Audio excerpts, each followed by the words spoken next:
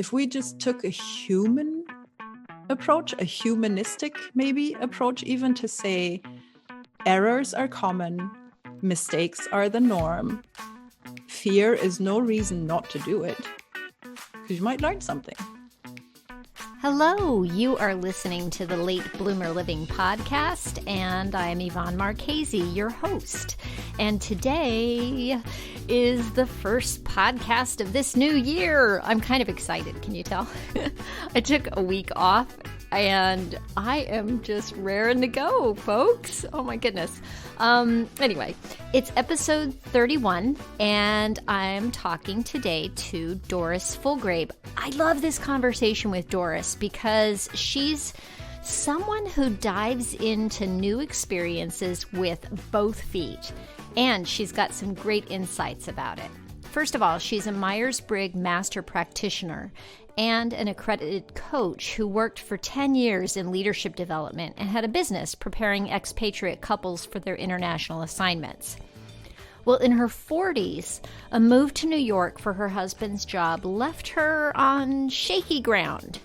As an expat herself with lots of experience living in new countries, she knew it was more than just the move that had shaken her foundation. So she took some time off to reevaluate her business and her purpose and ended up launching a new business, doing something completely different, calligraphy. She became a teacher on Skillshare and has thousands of students, but that's not where her story ends. She realized that with her expertise in personality types, what she wanted to explore now was helping new couples develop and nurture loving relationships using personality type insights. And she launched a new business called Your Love Profiles. Doris is just one of those people who sees a path beckoning and follows it with gusto, and I can't wait for you to meet her. Oh, but before we do, I created a free guide for you designed to help you start taking the step towards your next act. It's a workbook called 5 Steps to Your Midlife Reboot. You can sign up to receive it as an email series. It has some ideas and practical exercises that you can use over the course of several weeks to get past feeling stuck. You can do these at your own pace, as they'll be waiting for you in your inbox when you're ready for the next step. And I'll remind you at the end of the episode and tell you where to sign up if you're interested. Okay, here's Doris Fullgrabe. Let's go. Hey, oh my goodness, Doris, thank you so much for being with me. It's great to be here. Thanks for having me. Yeah, absolutely. So I always like to kind of mention where I've met people, and you and I met through What Works. The What Works Network with Tara McMullen. And my first time that I noticed you in the network was when we were both on the hot seat one day. And Wasn't that something? Wasn't that something? Doesn't that sound awful, people? No, it was awesome. No, it was really, yeah, on the hot seat. It's such a scary thing. But it was really cool because I instantly felt connected to you and kind of where you're at in your journey of getting your business going. And so then you and I decided to chat, and all of a sudden I'm like, wow, you have a really cool story. You need to come on my podcast. So here we are. So I'll let you take it from here and kind of give us a little bit of your background and what has kind of brought you to your here and now. Right. Broad question. Okay. Yes, big broad question. I was born in 1975. Yes, small village in Germany. So basically, since your listeners are here to hear about changes in life, right? Mm-hmm. So I was born and raised in Germany, and then I moved around a lot. I studied in Scotland. I worked in London. I then moved to Barcelona, where I met my now husband. He's from the Canary Islands, where we also lived. And then his career took us to Mexico and to Texas and to New York City. And now we're in Brooklyn. Wow. And remind me where in Texas you were, because I know you told me before. Dallas. It was Dallas. Gotcha. Yeah, gotcha. The burbs. Yeah. Plano, Allen. Over there, McKinney. And I grew up in El Paso. A little shout out to my home state. All right. So how long were you in Dallas? 6 years. And that was so I left home. I left northern Germany, the village where I was born. Basically, I left that at age 19 to go to the bigger city of Cologne and do an apprenticeship. So professionally, I started out with an apprenticeship to be a secretary, and basically decided that that was probably not the best use of my talents. So I then went to university and studied human resources management. That was in Scotland. Mm-hmm. And so basically in my 20s, I was a student and an executive assistant. And then in my 30s, when we were in Mexico, I didn't have a work permit. So I was the quote unquote trailing spouse. And I did a coaching certification. And then once we moved to the States and I had a work permit again, I became an executive coach and a corporate trainer working with other expats, because by that point I had, lived and traveled and worked in several different cultures. So that's what I was teaching to other people, helping them be successful and effective abroad. Wow. That was my 30s. How did you find clients when you were doing that? Like, what was the method? So at first I thought that, hey, why wouldn't you hire me? Right. So I did a lot of kind of cold outreach to HR departments saying, look, you're sending people abroad. They would really benefit from talking to somebody like me because I've gone through the pitfalls. I didn't have any help, so I can save your people a lot of time. And then I learned a little bit more about the industry. So I just, basically the way that I do it, that is, I think, my personality type. I enter a new situation or I have an idea and I think, oh, cool, we'll just do it. Right. So I'm very blue-eyed, very, what is it? Wet behind the ears, or what's the expression? Sure, wet behind the ears. Optimistic. Yep. Just thinking, not knowing what could go wrong. Dive right in, right? Diving right in, exactly. And thinking, well, why wouldn't this work? A very straightforward line, a straightforward approach. And then I learned about the relocation industry. And it's actually very complex. So as soon as a company is big enough to send people abroad, they're going to need help with taxes, with housing, with schooling for the kids, and not just cultural adaptation. They also need language classes and destination services where somebody helps you with your work permits and how to find a house and, where to go for your groceries and all that stuff. So companies that are big enough to send couples abroad to work, they don't want to have to deal with 15 different individual vendors. They deal with one service provider who then farms it out. So I tried to do it by myself, but for evident reasons, it didn't really make sense in the industry. And so I subcontracted for these relocation service providers. Wow. You are a go-getter. That's a lot. It is a lot, and it's a lot of learning, and it's also so very rewarding though. And it's, the more you learn about it, the more frustrating it becomes as well, because you notice, especially in the Western world, how the cultural, so trying to explain culture to somebody is like asking a fish to recognize that it's swimming in water. Mm-hmm. Because when was the last time somebody asked you, how would you define your American culture? Right.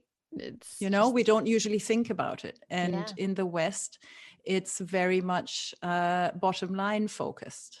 Did you find that were you working with clients who were expats, let's say from European countries coming to the States, or was it from the States to Europe primarily, or was it back and forth? All over. I've had several Asian couples that I've worked with as well. Mm-hmm. But several Middle Eastern couples that I've worked with as well. No, mainly European. And especially when I was in Texas, so some of the clients were oil companies, right? So we had Norwegians and Middle Eastern, and then it depended on the industry really, because the relocation service providers obviously have various industries that they work with. So there was basically tech in California, oil in Texas, and like insurance and stuff in Georgia. Those were like my main markets. Oh, gotcha. And you kept doing that the entire time you were in Dallas, and then you moved to Brooklyn, right?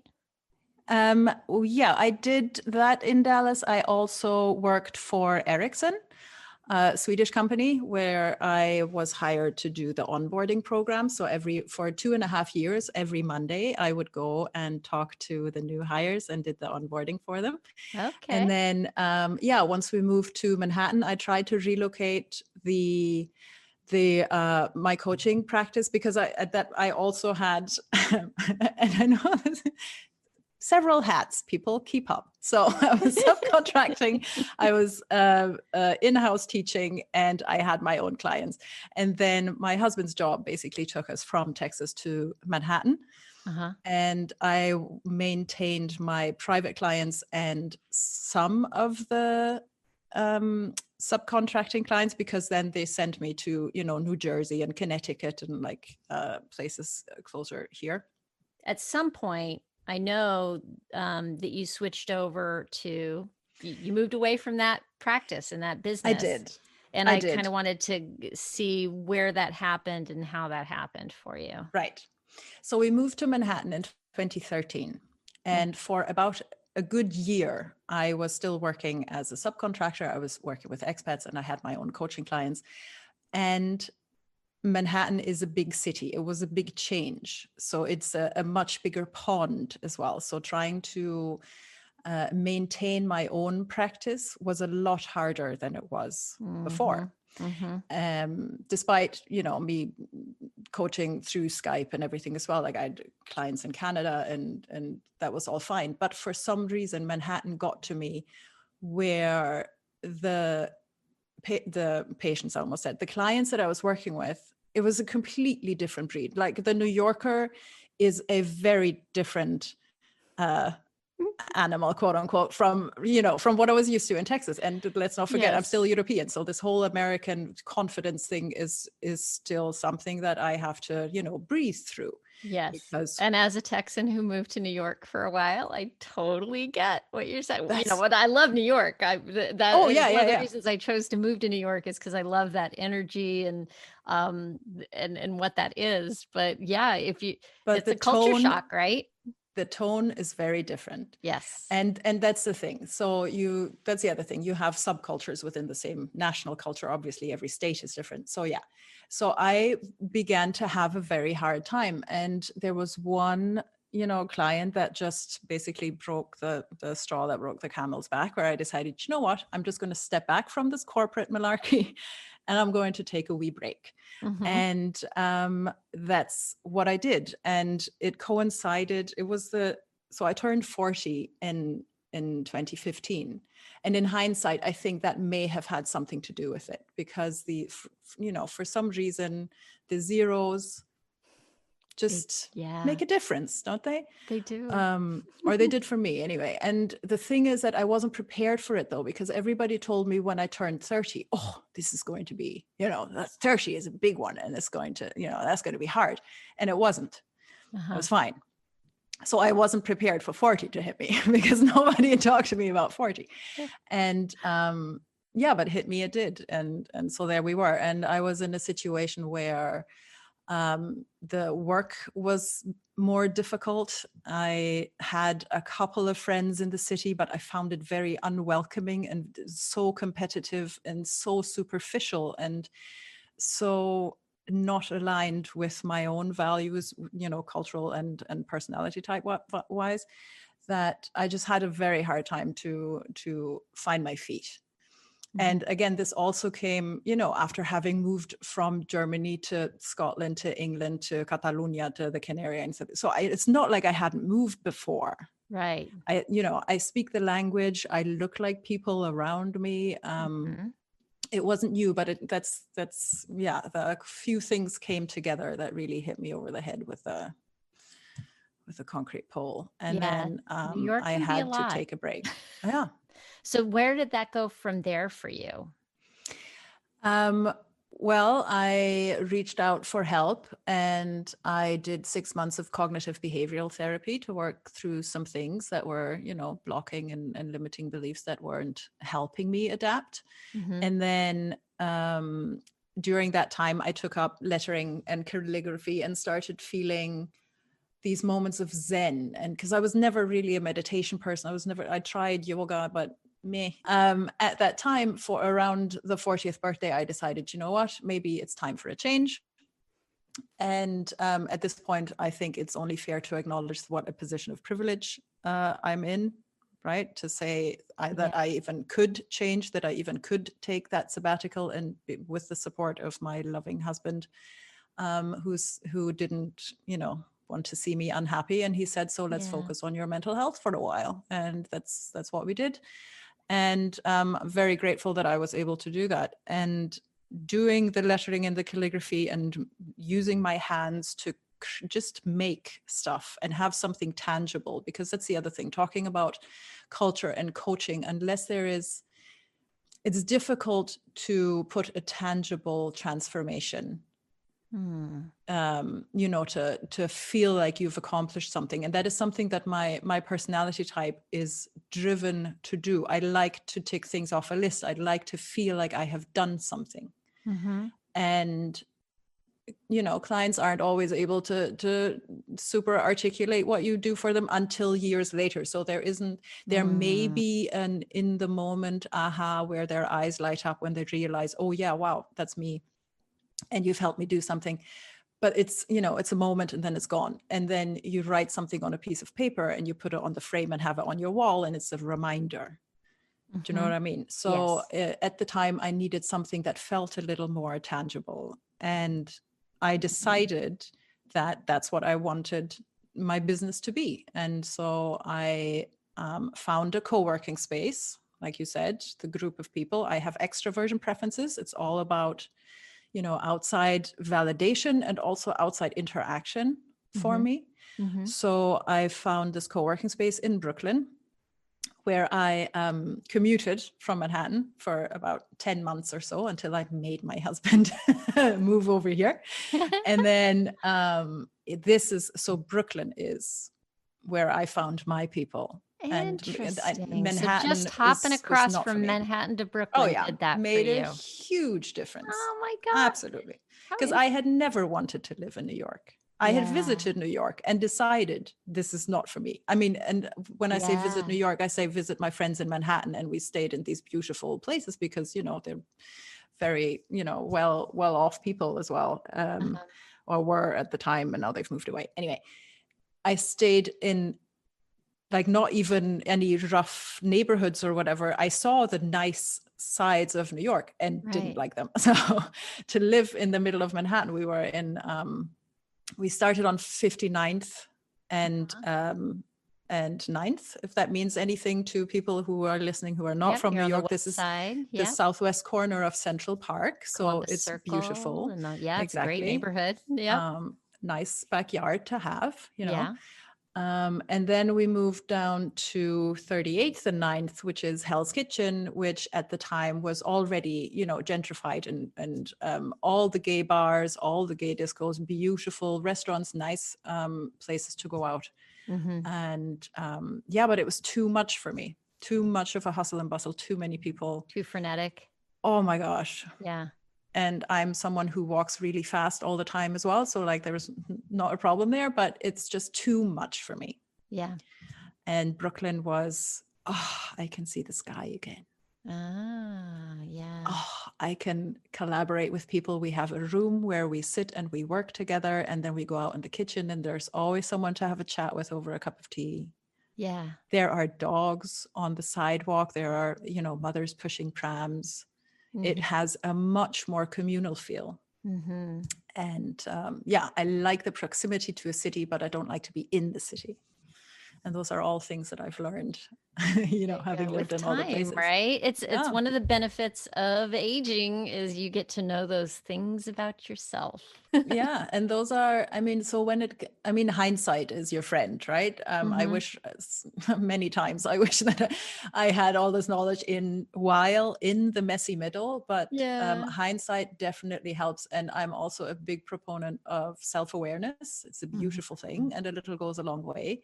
So the older I get, the more I want to honor my preferences, right? My personality type preferences. So the job that I'm doing now, the models that I used in my 30s in corporations, I'm using now with romantic couples. And one of them is the Jungian model of psychological types, which the listeners might have heard of through the Myers-Briggs type indicator, which is the instrument that, adapted his theory into a questionnaire that is used literally by millions of people every year. So your MBTI, that's just 4 letters, and it just gives you a lot of information about how your brain is wired. And it doesn't explain everything, but it does explain a lot, and specifically in combination with your cultural preferences, which is something that I've done some independent, qualitative research into. Where you grow up and when you grow up modulates the expression of your type preferences, because obviously everything happens in a context, and whatever, society deems appropriate is what you're allowed to show, and what you get taught that is doable or not. So knowing myself and doing some sort of inquiry with the help of these models that are, based on scientific research, like you can rely, they're reliable and valid, right. that really helps. And so now I have like a whole different language around, why is it that I'm frustrated? Well, because I haven't accomplished anything, right? So what could make me feel maybe brushing? So during the time when I was really deep in the depression,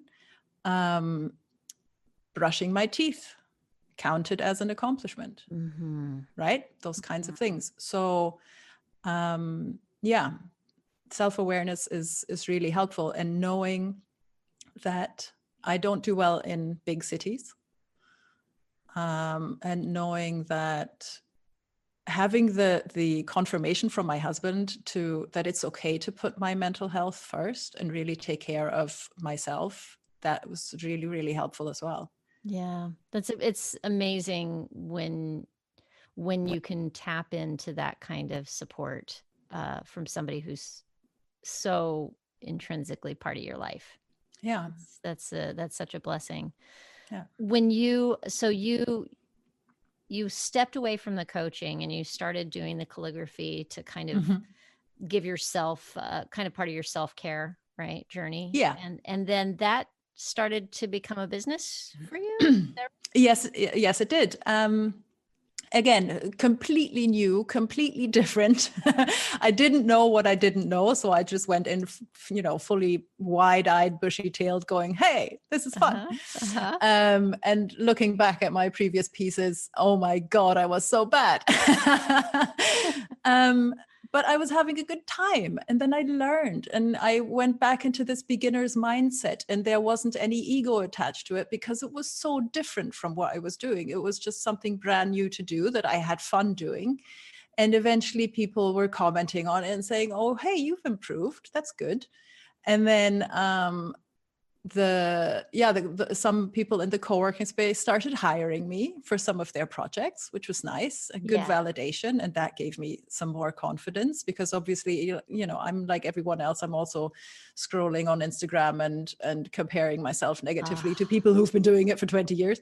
Yeah. So confidence does get low every once in a while, but stop the scroll, people. Stop the scroll. It happens to me with photography too.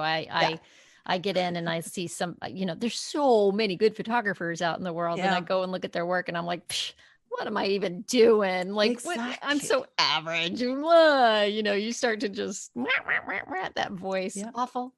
Yeah. So there you go. What's even the point? Right. It's terrible. Right. But no, and that's the thing. So for somebody who might be listening, who is in the position of, what's the point? What am I even doing? So many other people are so much better than me. They think the same thing. Just everybody is, what was it? Trying to walk each other home. Like, we're just trying to walk each other home. There's space for everyone. And wherever you are in your journey, or anyway, sorry, putting my coaching hat on, I'll take that No, off I again. love that So, term. I've never heard it before. We're all walking each other home. Go into that a oh little yeah, further for me, because I love that, just the idea of it. And I'm not sure I can hang I'm my hat trying to on. think, was it Rumi? I think it might have been a Rumi quote. But yeah, we're Love all, Rumi, so everybody is on their path, and you don't have to compare yourself to others. You just, if you do what brings you joy, then that puts an energy in the world that nobody can take away from you. And so for me, doing the lettering and the calligraphy and learning this completely new skill and being aware that I'm not the best at it, I filmed myself and I put up a class on Skillshare anyway. mm-hmm. And I still get new students every day. In fact, this morning I left a couple of comments because I'm the kind of, having been a trainer and just having a teaching mindset. Obviously, if somebody asks a question, like I make it is a joy for me to give proper responses and to really interact with everybody who leaves a comment, kind of thing. So I still do that. This morning I have more classes on Skillshare as well, and they're not, I'm never saying that I am the expert. The thing is, I don't have to be. I just have to be one step ahead of the person who wants to learn from me. Exactly. And I don't just learn from one person either. I have many mentors, and I have taken many classes, and I have read many books, as some of them are behind me. Yes, you have a great bookshelf behind you. On the shelf, eyeing it. It's let's get out of our heads that we have to be perfect from the get-go, and that there's another beautiful quote. Let me see if I can get it together. No knight or no king is a hero to his valet. Oh, yeah. Everybody, yeah, that's the thing. I don't know. So the other thoughts that I have had that are obviously not very well formed is that if we just took a human approach, a humanistic maybe approach, even to say errors are common, mistakes are the norm, fear is no reason not to do it, because you might learn something. But then, of course, I would say that because that is just my whole type preferences is about personal growth and development. So I would say that, there are other people out there with personality types that are a lot more geared towards stability and continuity. So they are probably turning off at this point. I hope not. But if they're listening to this, I think they're probably more in tune with where you're going. There we go. Yeah. No, that's the thing. Yeah, change is a good thing, and it's scary though. When you're starting something new and you don't know where it what's going to happen, or where it's going to lead you, that can be weird. But also that's where the growth happens, right? You have to be. You have to make yourself uncomfortable. Yes, I'm all about that. It's all about stepping into that discomfort. And oh my gosh, you're hitting on so many of my favorite topics, like beginner's mind. I mean, I really do think that that the trick, I call it, really the fountain of youth, is stepping into being a beginner.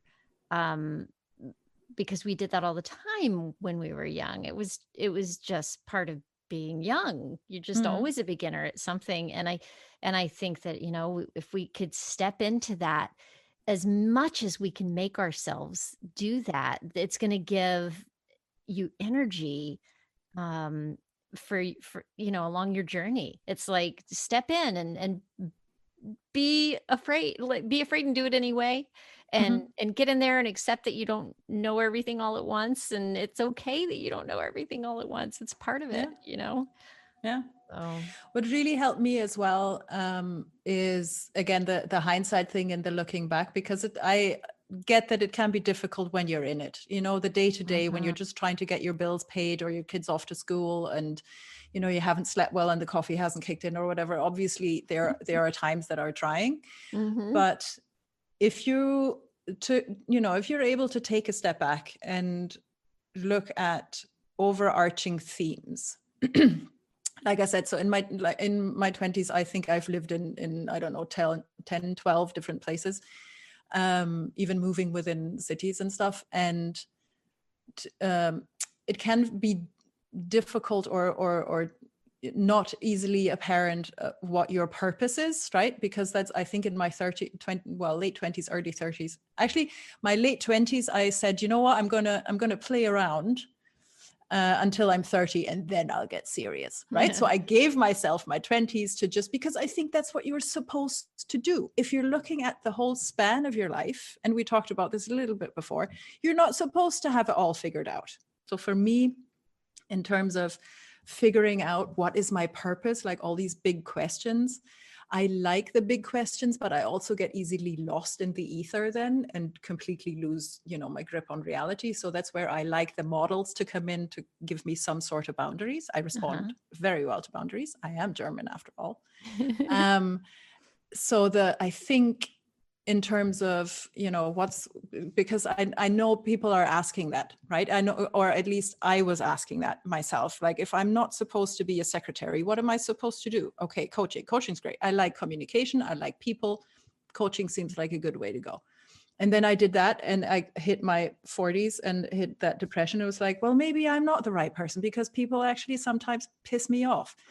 And so maybe I'm supposed to be doing this creative thing. And actually, it's completely aligned with my type development, because the third function I have, extroverted sensing. So I think the older we get, the more we go into this individuation process. Little Jungian tangent there for you.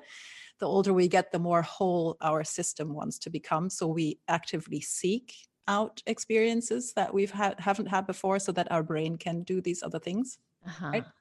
Anyway, some people call it midlife crisis. I call it individuation, or Jung did. Anyway, it's always going to be different. And I have for myself accepted that my life goes in phases. So that's why I try to describe it now in decades, right? In my 20s, I did this. In my 30s, I did this. In my 40s, I'm doing two different things now. Like I said, for like 4 or 5 years, I did the calligraphy and lettering. I still have the classes up online, but I'm not really that active there, except to give feedback to students who have questions. So I'm not marketing that or anything. Skillshare is doing that by itself. And I'm back to coaching couples and working with self-awareness and, self-actualization for other people. How do you want to date? Who you want to be in the world? Okay, so before you go into that. Sorry, go ahead. Just to finish the point. I don't know what I'll be doing in my 50s. I'm just saying, this is what I'm doing now. And Elizabeth Gilbert put it really nicely in her Big Magic book. She said, forget about your passion, just follow your curiosity. Yeah. Wherever it feels good, go there. So where I was gonna, sorry, I interrupted you earlier, what I was gonna do was, because you mentioned it a couple of times, you're working with couples, but we haven't gone into the transition from doing the calligraphy, easy for me to say, and then moving into working with couples. So tell us a little bit about that journey. Like, what happened? Yeah. So in a nutshell, Esther Perel happened. And for those of you who don't know her or haven't heard about her, she's a Belgian lady, I believe in her 50s, maybe early 60s. She's a couples therapist and a researcher, and really a mensch. I can't say it any other way. I love her approach. She's famous for a couple of TED Talks that she did and a couple of books that she wrote. They are called Mating in Captivity and The State of Affairs, where she talks about couples in her practice who come to her with infidelity issues, and then how she basically blows the lid off this whole idea of monogamy being the only viable option. And I feel like we're at a time in the world right now where we're trying to break out of a binary system that is yes, no, black, white, good, bad. That I was really ready to hear those messages of it's okay to be who you are. And it's okay to make your own mold. And it's okay to define your relationship the way you want to define it. Mm-hmm. I think if so, I've only recently discovered her work, and what I've taken from it so far is the idea that we look to, if we're talking about the romantic relationship and marriage, that we've come to this idea that it's like the soulmate and the one all be all relationship. And what I've taken from what little I know of her so far is the idea that it's you need to embrace the idea of getting different needs met in different relationships, right? Would you say that's right? Absolutely. It is unrealistic to expect one person to be your best friend, to be your partner, to be your lover, to be your supporter, to be your cheerleader, to be your, person on the couch that you watch TV. All of that, so many expectations are being put on one person that you can't help but collapse under the weight of it. Mm-hmm. And so with her work, I feel like she is creating space, right? Yeah. And I think that is that. I mean, so she obviously does it for therapy. So she kind of looks back a little bit, and her questioning is very much around, what does it represent in your life? What are attachment issues? What are attachment wounds or whatever? And I'm using her work, or I'm trying to, my idea is to apply her work to coaching, which is a little more future focused, a little more actionable. But the point of coaching for me is to create options for someone, so that you don't feel like you have your back against the wall and that you have to do this one thing and that you must, so it's, for me, it's about broadening the gaze and opening the horizons and figuring out what works for you. So I use some of Esther Perel's kind of tenets. The work that the part of her work that I'm most familiar with, because that is the workshops that I've taken, is around, sexual identity and the sexuality in the relationship. That is just part of what I do with couples. So my cornerstone is the personality type piece, where I go through a self-discovery process with my clients, and then we land on their best fit psychological type. And then I create what I call love profiles, where we compare your type preferences with those of your partner side by side, and looking at exactly how the communication differences come out, the conflict management differences come out, and how to bridge them. And then that way you can co-create a relationship together that leaves space for both of you. So you don't have to give up your identity. You don't have to become part of a whole, right? So this whole, in Spanish, the expression is media naranja. I'm your half orange, or my other half. We have that in English as well. Mm-hmm. And this is I take very much the view of, no, you're a whole person and your partner is a whole person. And that means that they get to have their own ideas. And if you want to be in relationship, both of you get to decide how you want that to look. And I can help translate why you want it to look your way and why they want it to look their way. Yeah, this is so cool, because you have your journey has been these are huge pivots that you've taken. And it's and when you dive into something, you really do. Yeah.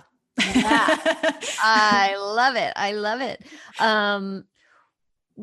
So how did, I want to go back again a little bit on how you discovered Esther Perel. And sorry, I never answered that question, did I? Yeah, well, you did, but I want to go a little bit deeper, if it's okay. I'm guessing that there must have been a personal aha for you that you perhaps then felt like you needed to share with people through your coaching.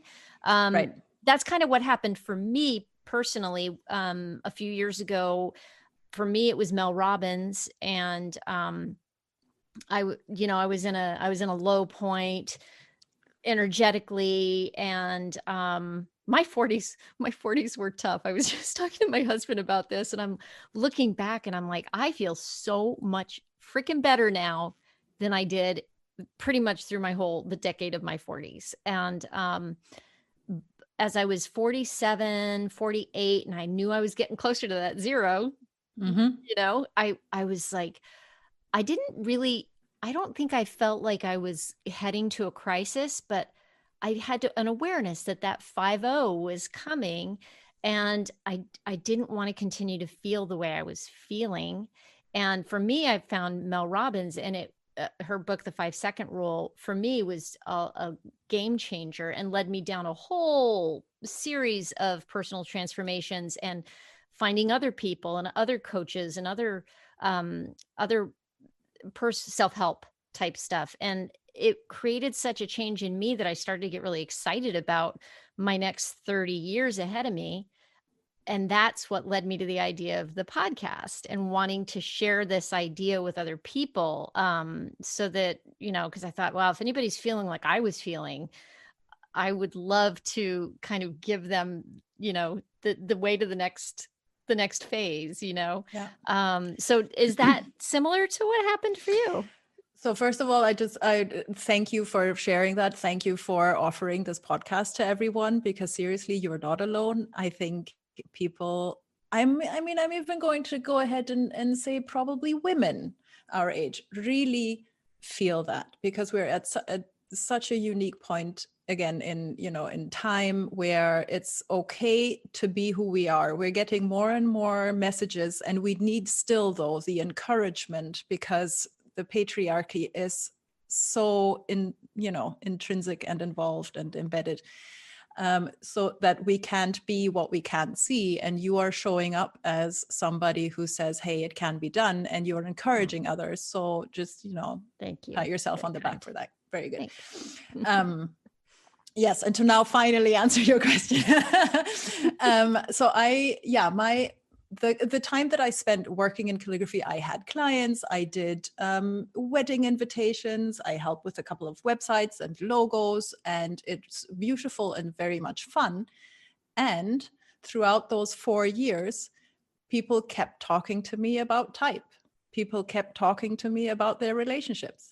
And based on what they already knew you had a specialty in because of the coaching work that you'd previously done, right? Yeah, okay. Exactly. Uh-huh. So I'm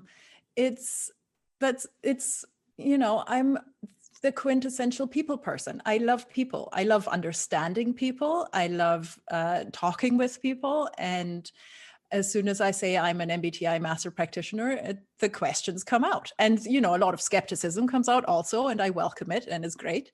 And so I couldn't get away from it. You know what I mean? So there was a part of me almost that also said, well, universe, if that's what you want me to do, then maybe I'll just have to go back to that, and it's going to be fine. But I had to do it on my terms. So obviously money is a consideration, right? Mm-hmm. So the money for coaching or a lot of high paying and well earning coaches are in the corporate field, because businesses just have more money. And I know that that's not what I want to do though, because yes, money is important, but it can't be everything, because I was miserable. I've done that. I've been there. I have the t-shirt and the the therapist to prove it. So it's not for me. And it comes back to honoring my preferences and really standing in my own self and growing beyond this. I should be doing it because other people expect it, or because it makes financial sense, or whatever reason it may be. My last few years, and I suspect the next at least 20, are going to be about growing out of the shoulds that I have internalized. Yes. And that is something that I'm excited about, because I'm looking forward to finally giving 0 Fs about what other people think. I'm not quite there yet. I'm already better than I was 5 or 10 years ago, right? But yeah, it's a constant process. So I changed back to coaching because I never not loved it, you know. It never was not important in my life. If that's too many negatives, okay. But you know what I mean? Like I've always appreciated the knowledge that I gained and the connections that I've made with people, and the learning that I've gathered, not just for myself and the insights, but also about other people, which again, for me, it's about connections and relationships and growth. Mm-hmm. And so it's nice. Eventually I decided I was ready just to step back into that again, because I was being pulled and I was getting messages and I was finding new people that were so exciting. And someone like Esther Perel was showing me a different facet and a different door to walk through to try something else. There you go. And there was also a moment where I got really honest with myself again. Calligraphy was something I loved. I still do. I still pick up a pen every once in a while, and I still doodle. And I have, an Instagram account dedicated to, hey, this is while I was listening to this podcast, I doodled these flowers. Oh, right. Actually, yeah. Didn't I do that for one of you? There we go. You did, and it's very cool. So it's not that I don't do it anymore, but it's probably should have stayed in the hobby section. Mm-hmm. And there is maybe another nugget in there for the astute listener. Just because it doesn't work out the way you want it to, and just because it doesn't turn into the career that you wanted to, it's not time wasted. It is still valuable to have learned those things about yourself and enjoyed the time that you had with it. Absolutely. Absolutely. And I know it sounds so cheesy and maybe stereotypical, or I forget, I can't get the word I want, but that idea that it's all about the journey. Guess what? It's all about the journey. It is. It's a cliche. Thank you. It is. It is. It's all about the journey. And it really is. There is no such thing as wasted time. If you're especially, well, I mean, it could be, I mean, you might want to think it was wasted time if you had an experience perhaps that was super painful, but even in that, even in like going down a road that you now can identify for yourself as having been a tough, wrong road, there's still something to take from that's going to feed you. And you can take that bad experience and turn it into food and fertilizer for the next step in your journey. I guess that's what I'm saying. That's it. And allow things to change. Let's see. I know we're almost out of time, but yeah. So for the current situation, so due to COVID, I decided to no longer go to the co-working space, just to be safe, and that's why I joined the online network What Works, mm-hmm. that we are both members of, and to continue connecting with people and finding camaraderie and support. And that's one of the things that I'm working through now, trying to build a business again from scratch and trying to build a community around this, or just getting clients to start off with, obviously, and work and share the work. And I'm so glad to get to talk about it with you. Me too. And I could talk to you all day long, and maybe we'll have to come back and do it again as a check-in a little bit further down the line and see where you're at with the business and what the next part of your path is, That would be awesome. Thank you so much for coming and talking to me today. I appreciate it. Thank you.